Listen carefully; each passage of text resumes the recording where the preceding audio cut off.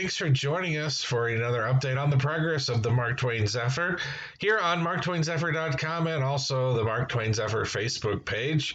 It is Sunday afternoon, November the 1st, 2020. Again, thanks for joining us. First, we want to say thanks to everybody who showed up for our open house last weekend up at the Wisconsin Great Northern Railroad in Trego. It was an honor to host you, give you some tours of the progress that we're making on the Mark Twain Zephyr, and also hopefully you enjoyed some of the displays and historic artifacts and fun things that we had available for you. If you weren't able to make it up, well, we hope to have another open house in the spring or maybe early summer. So as soon as we get the dates all set for that, we'll go ahead and let you know.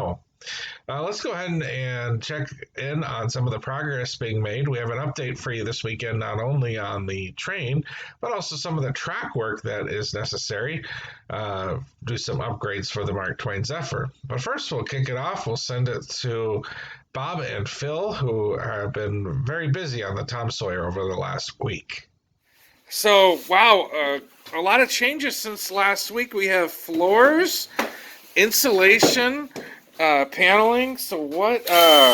It's been a busy week for you guys. It sure has.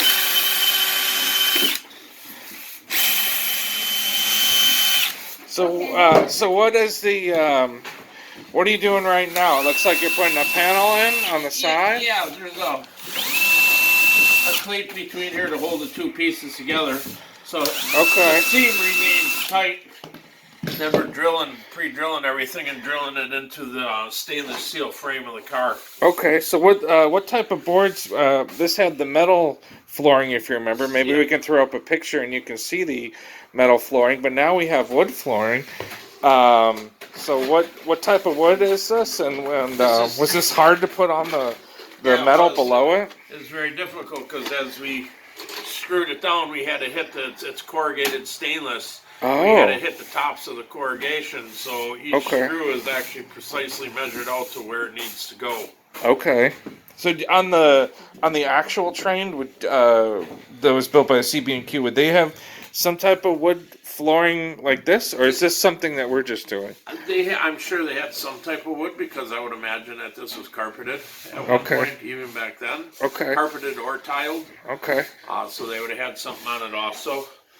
But it was easier to put on it, as always, when you're building it versus, doing it after the fact. So we have the whole car, even if you look on the other half, pretty much done.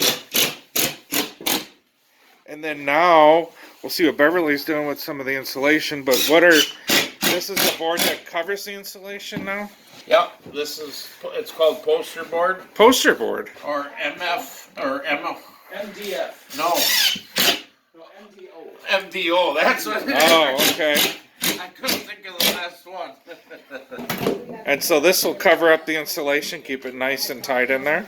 Correct, and this is tolerant to moisture too. Oh, okay, so that will help when it rains, or? Well, just, water on the floor if it's carpeted, so it doesn't lick up through the carpeting into the wall. Okay. Or if fans are drooling over the job. Oh, no. Phil, that's not nice.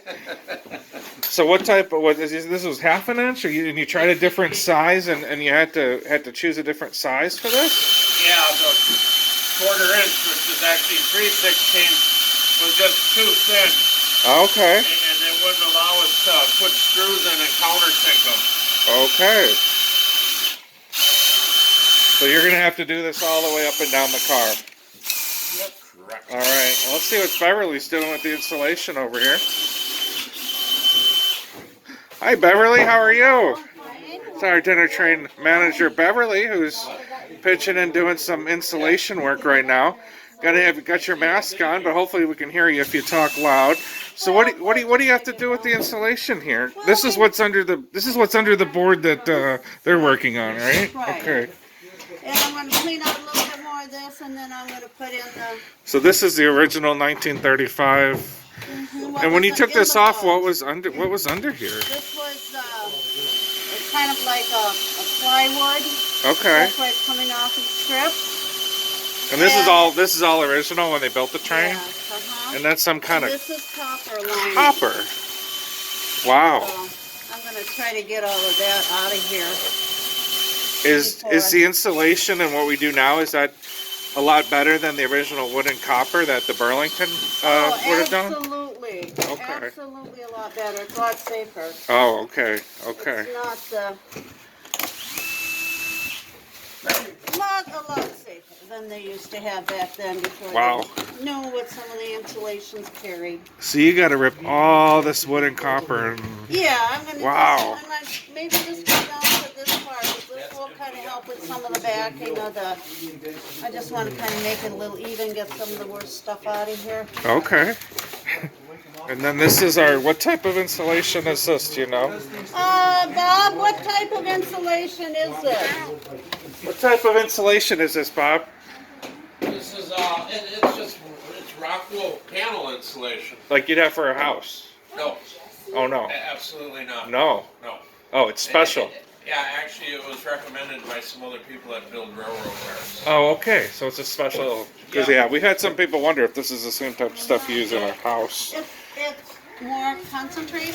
Okay. So once you clean all that stuff out, then you put the insulation. Yeah. And we keep this original, Yep. that's part of the infrastructure of the train. And then you fill that in with the insulation, and then they're going to cover it with the panels like they're doing now. Okay, And then very we'll cool. have a panel across it also. Oh wow. So what's the hardest part about cutting this or putting the insulation, and what's the most challenging part of your job Well, today? getting it the right size. Just kind of, yeah. 'cause there's. Do you kind of it's estimate like or 2 do you inches measure in or? here. No, I kind of go by I can kind of pretty well tell in a straight line, so you can pretty well cut a straight line. All right, thank You you. just have to remember that it dips in on this side and it's flush on this side. Okay. And then the corners, I've been filling the corners instead of trying to shove the corners down to make sure every little bit gets completely full of insulation. So there's nothing missing under here where the cold air can come in and the heat goes out. Okay. Or the cool air goes out and the heat comes in. That'd be pretty much the same process we're here on the Tom Sawyer, but that would pretty much be the process of the other Yeah. cars they too go- eventually. Right. Okay. Yeah, I came down here from the Becky Thatcher. I was working on insulation there. Oh. And they wanted to get this done for the weekend, so Okay. I came down to help. All right. Very cool. I better let you get back to work. And then we have Alexander sweeping away. Say hi to everybody. He has the cleanest floor of any CB&Q Zephyr right now. Doing a good job of sweeping the floor, getting some of the. Yeah, it feels like whenever these guys do a project, I'm the one always standing here sweeping. Oh, well, you're doing a wonderful job. Thanks so much. And let's send it to Nick now, who has an update on some of our track work. Alright, hey guys, Nick Ternetti, Operations Manager and I guess temporary track foreman for the Wisconsin Great Northern, and today we are in the midst of finishing up our crossing project at Dilly Lake Road. So for anybody who's been here in the past, we used to have just one track crossing the road about where that big pile of gravel is right now, and we're just in the process of completing our new second grade crossing. We talked a little bit about this before. The track right in front of us here is what's going to be the new lead into and out of the depot, and tracks for storing passenger equipment and other things like that. And the other track over there is the new main line. That switch over there is access to the rest of the yard and the new eventual shop location. So, this is what we've been working on since, late March of this year, and we're finally at the point where we're knitting everything back together. So when I'm trying to leave at night, you can park a train here, and then my car will be stuck, and then you'll put a train behind here. Yeah, And honey, I was late for dinner. I Nick put it to 2 trains. I'm stuck. Sorry, Candace. Yeah. So, so this has been, a major project, and our hope is to get everything to the point at the end of the day where we can take down the temporary bypass and you can actually drive over this. So we got a lot more yet to do. Oh, you're gonna do all this today? That's the hope, yeah. So we had an ATVer drive by, and he's like, and I guess I noticed this too. Yep. Okay, so there's my shoes.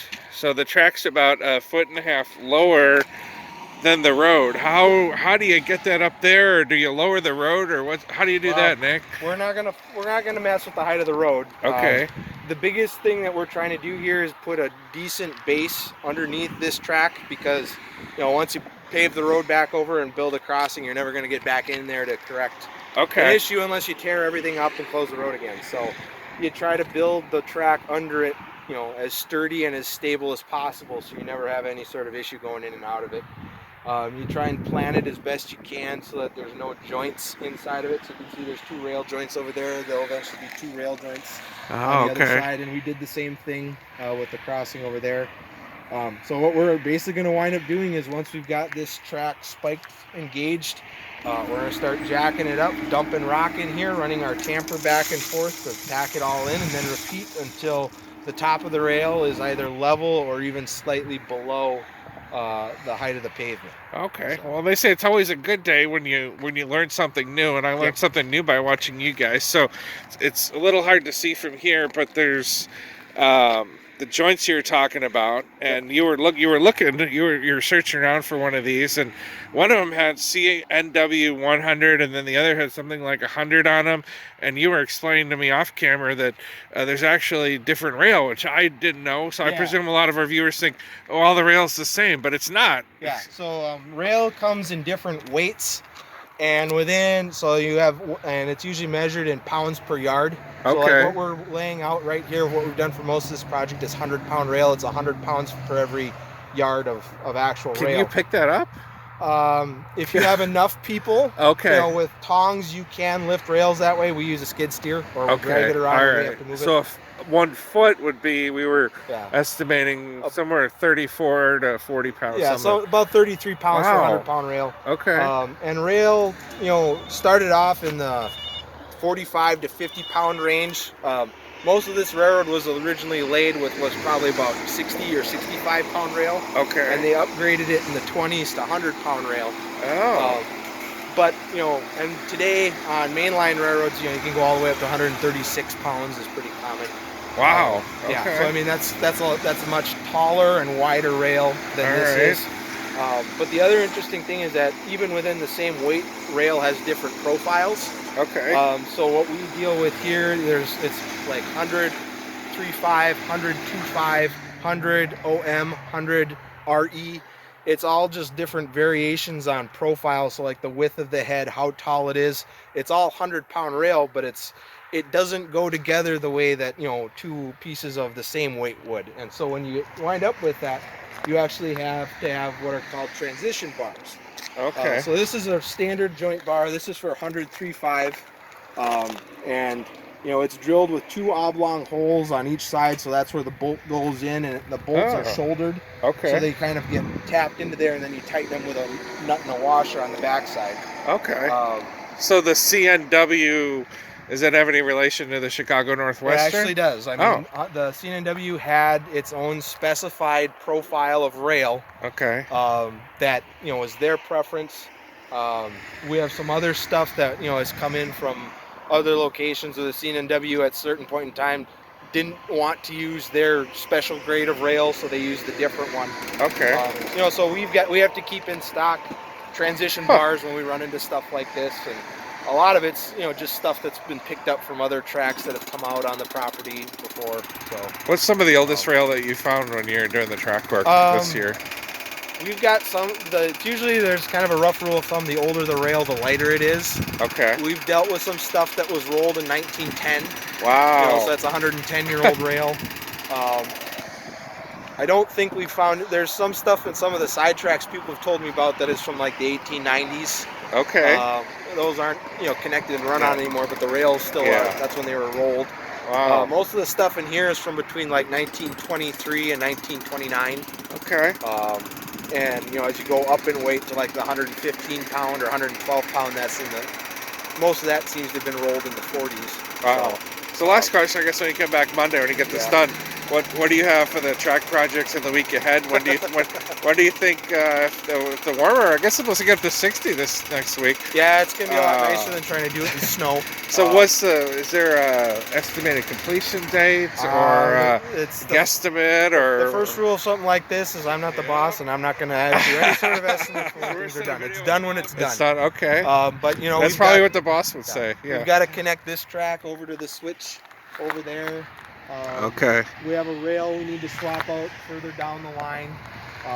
All of this track south of Dilly Lake Road needs to be, it's got, it's every 5th or 6th tie is spiked so it'll hold gauge. We got to go back and do all the other ties, and then our ballast sorter is just a little further up the track, but we got to take the reclaimed ballast from where the rail was originally, sort it to get rid of all the, things you don't want, and sift out all the dirt, and then reapply it to the main track, and then that's all going to get tamped too. So, perfect. Wow. We'll work until it's so frozen we can't do it anymore, and then we're probably all going to wind up doing Zephyr work too. Okay. So all right, busy November. All right, thanks, Nick, and we'll check in with you again in maybe 2-3 weeks and get another update with you. Thanks so much. Yep. Catch you later. Okay, thanks a lot, Nick. Yes, a lot going on at the Wisconsin Great Northern, both our track team and our Mark Twain Zephyr restoration team.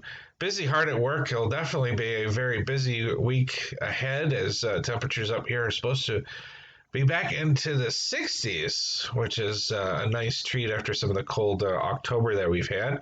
So our crews will definitely be taking advantage of that. We'll be back in a couple more weeks with another update and progress for you. In the meantime, you can follow us on marktwainzephyr.com and also our Facebook page.